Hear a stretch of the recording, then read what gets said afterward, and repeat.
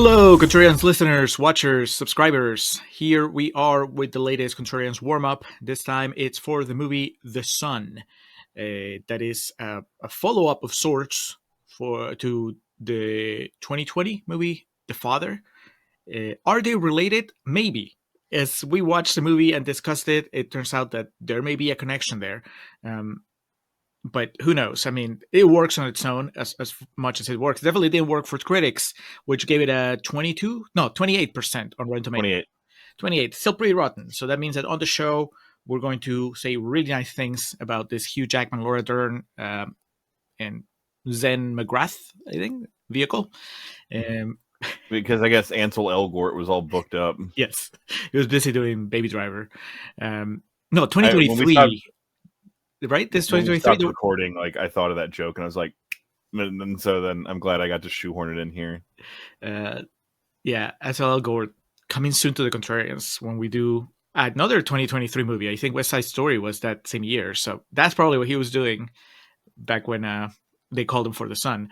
But anyway, we're gonna say really nice things about this movie, and then we'll tell you how we really feel. But here, going to give you some extra Rotten Tomatoes quotes, some extra trivia. I'm going to talk about the trailer and then the Josh Gad Minute, but different order.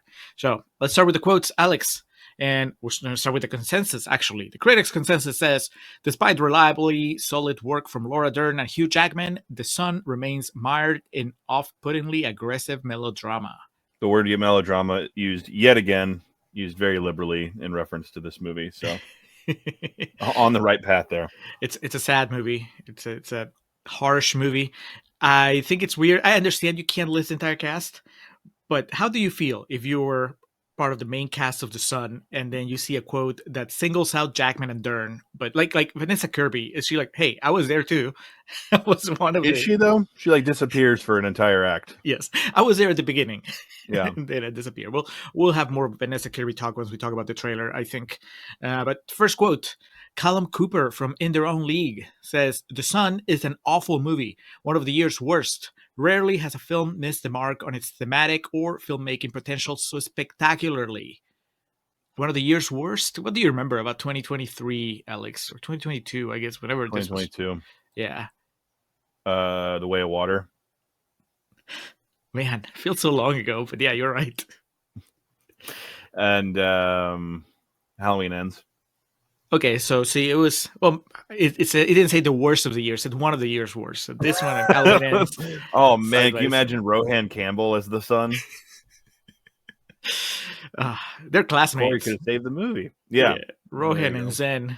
They took the same acting workshop, I think. Yeah, I'm not even being facetious. Just it would have to be the daughter, but Andi Matichak, who I think has a lot of potential as an actress, who doesn't need to because she's got that sweet franchise money now, but. That could have maybe saved it. But yeah, do you remember off the top of your head any like really god-awful movies from 2022? No, but I'm really bad at, you are so good at just, this is a year, and this is what came out. I have to look it up, and I wasn't, like, even if you tell me The Way of Water, I can't remember what else was nominated along it, like, to tell you, there were other things that made me mad at the Oscars, for example. Was that Everything Altogether? Is that what came as the best picture out of that year? Everything Everywhere All at Once, I think. Look, I don't like that movie. I'm not a fan of the movie. Certainly not the way people love it. But, I mean, that movie doesn't... I wouldn't even joke about it being... saying that it's the worst among the worst of 2022. Okay, I haven't seen this, but I'm looking at movies that came out that year. Wasn't Babylon supposed to be, like, disastrous?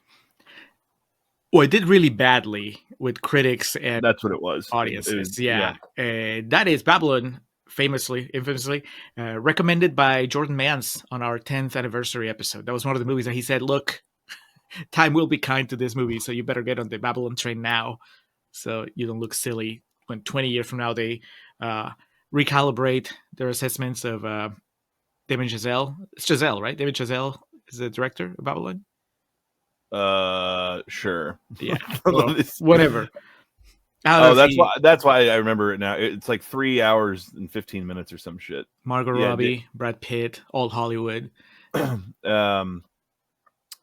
I can tell you this movie is worse than The Son from 2022 that I watched. That Texas Chainsaw Massacre that came out. I think it was straight to Netflix or some shit. The one where Leatherface goes viral. Yeah, but also I've told you about it. For those who don't know what I'm referencing, it's like this. I don't know if it's a remake or whatever the fuck it is, but it's so like the main character survived a school shooting, and that gives her the instincts to survive Leatherface. And that premise, especially as an American, just like profoundly offended me. So I just said, like, fuck this movie, dude. It's a legacy sequel, by the way, Alex. That's the term you're looking for, because the main character from the first movie survives, right? Or at least shows up in this movie. Legacy sequel. All right. Final 2022 question. Sequel. Fuck off. Are you watching The Son or Bones and All again? Because Bones and All is a movie we've covered on here that... Oh, man. Bones and All has that awesome, I guess up to a point, character played by... That's exactly what came to mind for me too. Sir Mark Rylance. Yeah, Sir Mark Rylance with the long hair and the neediness, and then you can see him in his tidy whities. Yes. I mean, I think Bones and All gets the win, but barely. It's just by decision. Like they take it to the judges. And a tremendous reference. Yeah. All right. Next quote. Matt Brunson from Film Frenzy says, the characters played by Hugh Jackman and Laura Dern are basically the upper-class equivalents of Dumb and Dumber's Harry and Lloyd. Who's Harry and who's Lloyd here? I think Jackman gets more annoying towards the end, so he'd be Lloyd. And Laura Dern is like trying to get his attention. Like, yeah. Our son needs help. Lloyd.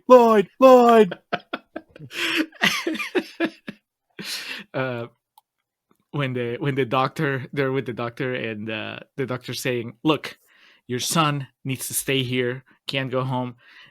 And Jackman goes, so you're telling me there's hope? You're telling me there's a chance. We're going to close with Zach Pope from Zach Pope Reviews, who says, Hugh Jackman, you saved this movie, but not enough for me to recommend it. Yeah. Can you? I don't know. Well, I wouldn't even go as far as to say saved. I mean, yeah, the box office and the critical reception would disagree with that statement. I don't think he saved it. I think, if anything, maybe he hurt them, Alex, because having Hugh Jackman as the main guy in your movie brings him notoriety that also brings more scrutiny, and the expectations are higher. So if you had like lesser actors than Hugh Jackman and Laura Dern, this movie could teeter on it's so bad it's good. It could teeter on that, like, this is ridiculous. But you have Hugh Jackman like fucking going for it in this movie, and so it immediately calls out, man, everything else on this is really failing this motherfucker here, man. Wolverine's trying. Well, I also think that maybe if you have a less loaded cast, it's easier to be more forgiving of whatever the movie doesn't accomplish, because you're like, well, clearly this is an indie production, and the resources were limited, and but when you find that, oh well, they could get Laura Dern, they could get Hugh Jackman, they could get, as the trailer reminds us, and we'll move into the trailer in a minute, Academy Award nominated Vanessa Kirby, which I've forgotten about that.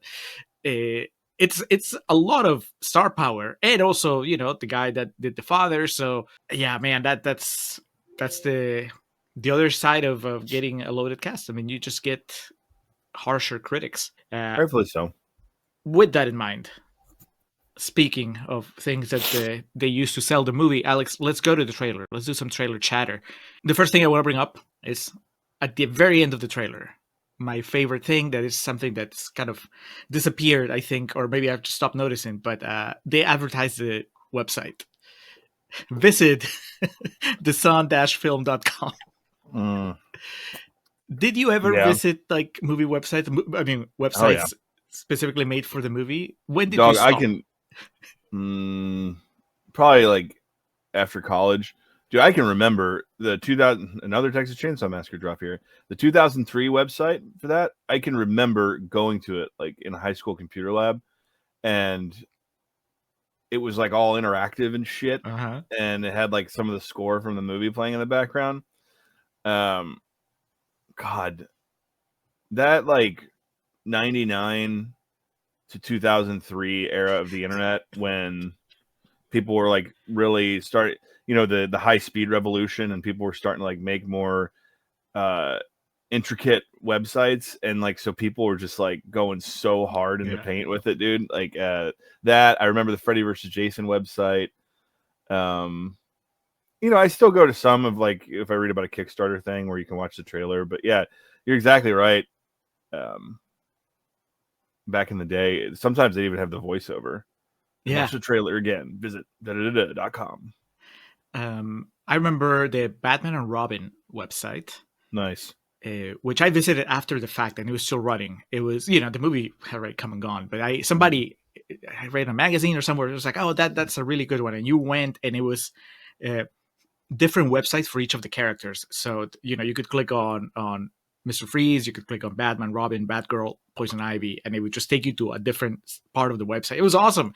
Or at least it felt awesome at the time. Like you said, like they're really trying to make it an extra layer to the movie. You can just enjoy it, and it wasn't just like, oh, here's information and buy tickets. I haven't visited because I just saw this, so I haven't visited the sun-film.com, and I don't even know if it's still up, but I don't know I remember the Wrestlers website. I had to use that to find out where it was showing, like closest to me.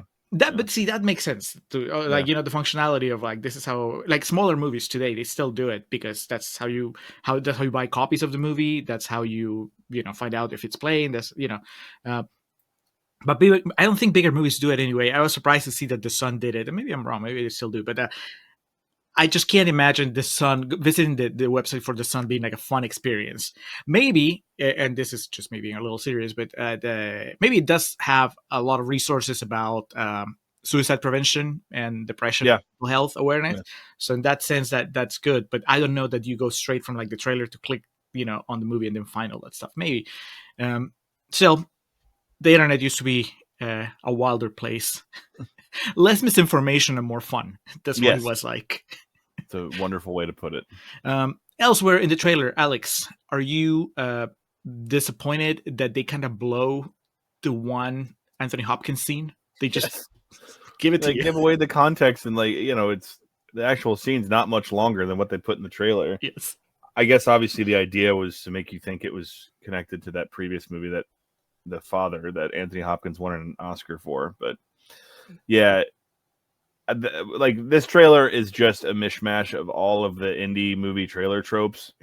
I went like ugh when they had that clip of like Laura Dern quickly running through the hospital double doors. Like I was like, oh god. The cello, like the music, like intensifying. I did. I have it on my phone here. Let me pull it up. I don't know why this caught me, and it's just so like intense. The first comment on the trailer for this is from a year ago. Baby A Mom 2004. Hate parents, men or women, that leave their families for someone younger and then pour their love in their younger children while forgetting their diet kids. I am assuming that's a typo of some sort. It creates such visceral pain and rage in me. 209 thumbs ups by someone who I'm assuming didn't really watch the movie. Yes, they just watched the trailer. And I guess the trailer does that. That was actually, I said that we were going to get back to Vanessa Kirby, and that is my main takeaway from the movie, from the trailer. They paint the Vanessa Kirby character as a lot less sympathetic than she is in the movie. In fact, in the episode, I praise how her character was pretty, if not open-minded, like she seemed willing to work with this new situation. And here, she gets, I think, 3 moments in the trailer, she yells at Hugh Jackman, telling him, your other son also needs you. Mm-hmm. And then they have the incriminating shot of her riding Hugh Jackman as the kid like walks in. Yeah. And then there's a moment where Laura Dern is telling Hugh Jackman, like, your son needs you. And then Vanessa Kirby opens the door and Laura Dern like sees her and then like looks ashamed. So it's like, oh, that's the villain. Vanessa Kirby is the other woman. And the movie doesn't do that. The movie tells you, well, he moved on. She's not innocent in this situation. Obviously, there's a scene where she admits that she knew Hugh Jackman was married, but she's not like a bad person. In fact, out of everybody, I felt the worst for her. It was like, man, you deserve better. So yeah, whoever wrote that comment needs to watch the movie, because also I think that the movie doesn't tell you that it's like the divorce and Hugh Jackman leaving certainly didn't help this kid's mental health, but I think it's clear that there was like bigger, there was a bigger picture. Like that kid probably was going to need help no matter what. And it just exacerbated it. The titular line comes from courtesy of Anthony Hopkins too. He says something like, I don't know how he phrases. They also make him look like a villain when he's doing his very like sarcastic clapping. Yeah, I wonder though if they just include that because somebody has to say the son, and it better be the father. For those of you who haven't watched The Father, Anthony Hopkins plays the main character there, the father, and he has dementia. The entire movie is about him losing his mind, and so when he shows up in the movie, just like when he shows up in this trailer, your mind starts racing, and you're like, wait, is this like a prequel? And like I said when we started this, there's no real answer, at least just from watching the movie. Maybe not. So if you're ever going to watch The Son, watch it at least for that, for the Anthony Hopkins sequence, and see if you can figure it out. And then the last thing that I thought was that the son himself, like Zen McGrath, doesn't get like the introducing. And I know he had done stuff before, but usually when it's like such a big release, right? Like you would give him the introducing. Is that a failure or your of his consideration? Agent? Yeah, like Hopkins gets the and I think he doesn't get a special appearance, but he says and Anthony Hopkins. Yeah, I mean, I think maybe when they put the trailer together, they had already seen the movie, and they were like, "Best to keep this kid's name under wraps."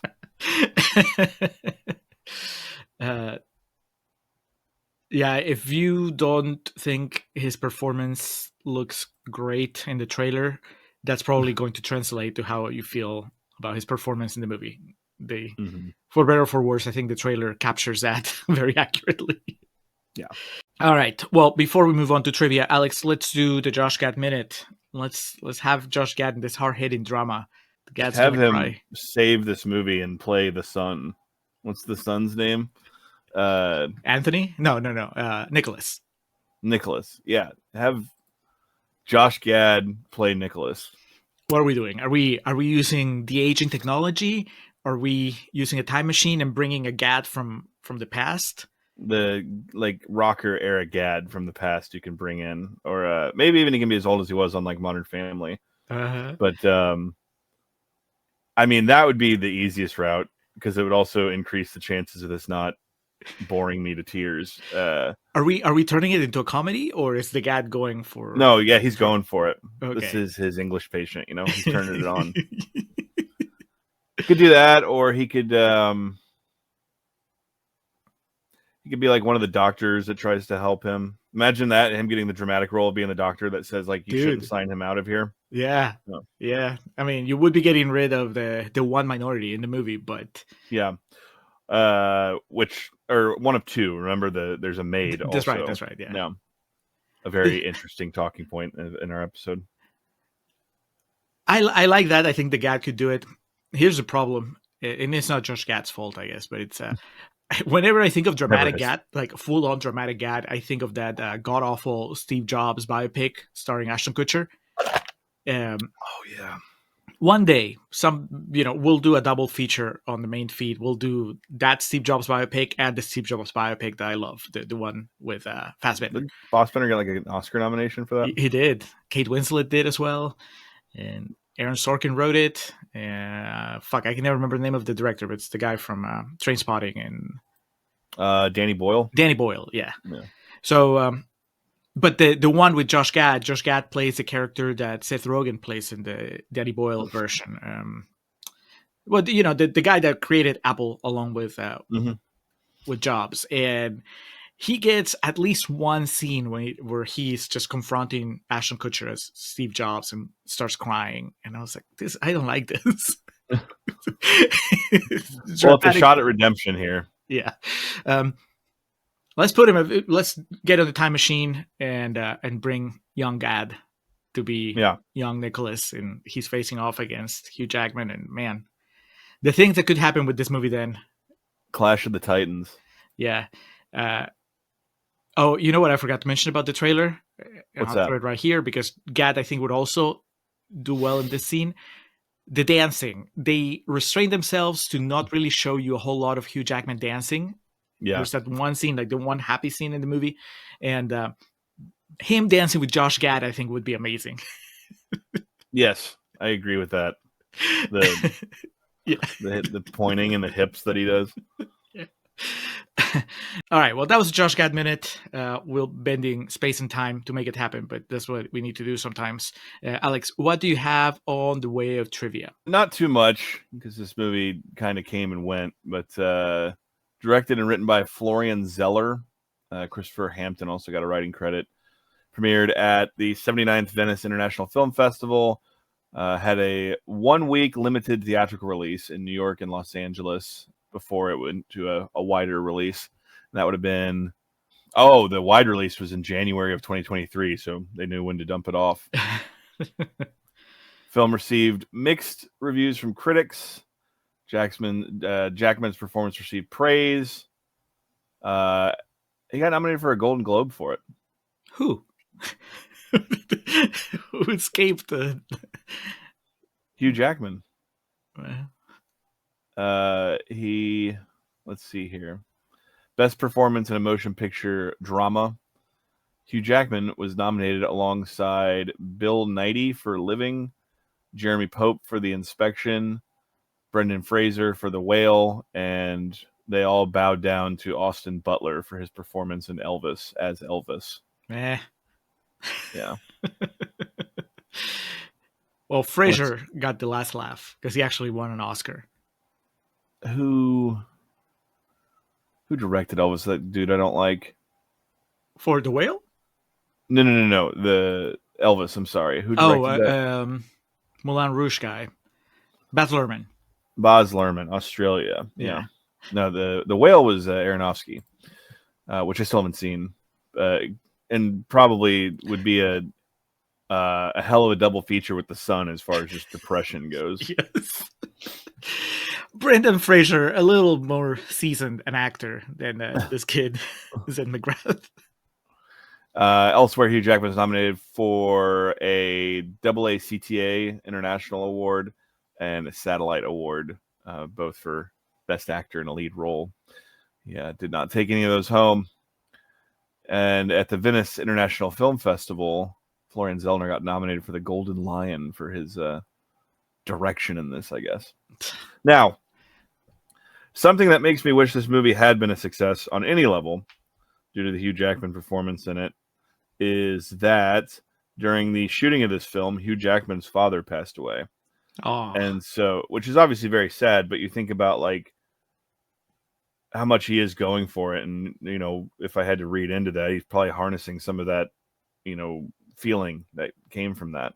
I don't know how close he was with his dad or anything, but like that, you know, that's the kind of story that's made for like an Oscar acceptance speech or something like that. So it's a shame this movie sucks. The Jackman acceptance speech we never got. He was on set probably having that scene with Hopkins where Hopkins is a horrible father and just harnessing the grief. Man, that's gonna be, you know, we talked a little bit about in the episode about what actors may feel like when they're in a movie, they're in the middle of production, they're acting through a scene that they're like, this is not working, but they have to just probably decide to put their faith on the filmmaker and be like, well, he did the father, so this is gonna be okay. And then for that to not happen, I mean, I could never be an actor. I don't know that I could. What's the line? The George McFly line from Back to the Future. I don't know that I can take that kind of rejection. You know, you pour your soul out. You just give it all, like Hugh Jackman seems to be doing here. And then, I mean, I'm glad he got those nominations, but then the movie just falls flat. And in general, everybody's saying, "No, that sucked." Except for that one guy that's like, Hugh Jackman, you saved the movie, but it wasn't enough. So. Your efforts were not enough there. We talk about this in the episode. This is based on a play that Florian Zeller wrote. And I think we kind of momentarily imagine or pontificate if this would play out better on stage than on screen. Hans Zimmer composed the music for this. Only a total of 20 minutes of music, though. And I was thinking about that when I read it. And I was like, it's obviously not like a normal... Like a score is like, you know, if you buy one, it's like a 45-minute album. And I was thinking about like 20 minutes because it seems in my mind, like thinking back on this movie, there's just music like every 10 seconds to like further impact the dramatic effect. And so I had Hans Zimmer just like shaved him off some demo tracks that he had never used before, and he's like, "Here you go." They pulled an H2O where they just found music that wasn't used for Scream and threw it on.